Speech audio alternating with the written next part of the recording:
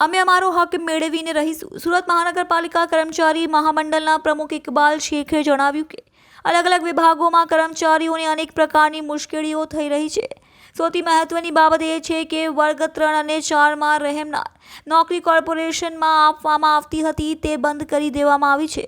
કોર્પોરેશનમાં ફરજ બજાવતા વ્યક્તિના પરિવારજનો તેના ઉપર આશ્રિત હોય છે, ત્યારે તેમનું જ્યારે નિધન થઈ જાય તો તેમના સ્થાને તેમના પરિવારમાંથી કોઈ પણ એક આશ્રિતને નોકરી આપવામાં જોઈએ, જે મહાનગરપાલિકાએ બંધ કરી દીધું છે। જો શાસકો કામ ન કરાવી શકે તો રાજીનામું આપી દેવું જોઈએ। વધુમાં તેમણે જણાવ્યું હતું કે કર્મચારીઓ ઉપર વધારે પડતું કામનું ભારણ આવી રહ્યું છે। નવા વિસ્તારો સમાવેશ થયા બાદ પણ હજારોની સંખ્યામાં કર્મચારીઓની ઘટ હોવા છતાં તેની ભરતી થઈ રહી નથી। આવી સ્થિતિમાં કર્મચારીઓની સ્થિતિ પણ દયનીય થઈ રહી છે। અધિકારીઓ કોર્પોરેશનનો જે ઠરાવ છે તેના અમલ કરી રહ્યા નથી। બીજી તરફ શાસકો પણ જાણે કર્મચારીઓના ભવિષ્યની ચિંતા ન હોય તે પ્રકારની ભૂમિકા ભજવી રહ્યા છે। અમારી સ્પષ્ટ માંગણી છે કે જો અધિકારીઓ નિયમ મુજબ કામ ન કરતા હોય તો શાસકોએ તેમની પાસે કરાવવું જોઈએ અને જો તેઓ કરાવી ન શકતા હોય તો તેમને રાજીનામું આપી દેવું જોઈએ।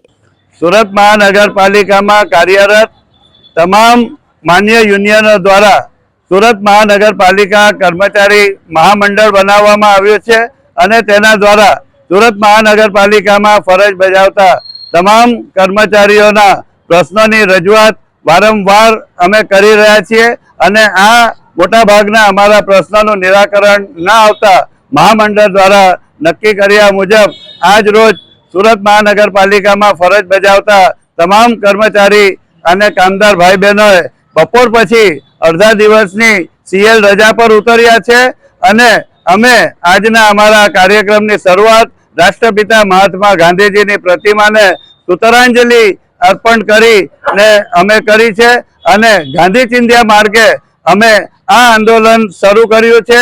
સુરત મહાનગરપાલિકાના કમ્પાઉન્ડમાં 5000 થી વધુ કર્મચારીઓ અમારા આજે અહીં ભેગા થયા છીએ અને કમિશનરશ્રીને આવેદનપત્ર આપી અને અમે કીધું છે કે જો અમારી આ માંગણીઓ દિન 7માં પૂરી ન થશે તો અમે આવનારા દિવસોમાં પ્રતિક ધરણાનો કાર્યક્રમ કરીશું અને સાથે સાથે ત્યારબાદ અમે અમારે સૌએ એટલે તમામ કર્મચારી કામદાર ભાઈ બહેનોને હડતાલ ઉપર ઉતરવાની ફરજ પડશે એવો આજના દિવસનો આ સુરત મહાનગરપાલિકા કર્મચારી મહામંડળ દ્વારા તમામ યુનિયનો દ્વારા આ કાર્યક્રમ આપવામાં આવ્યો છે।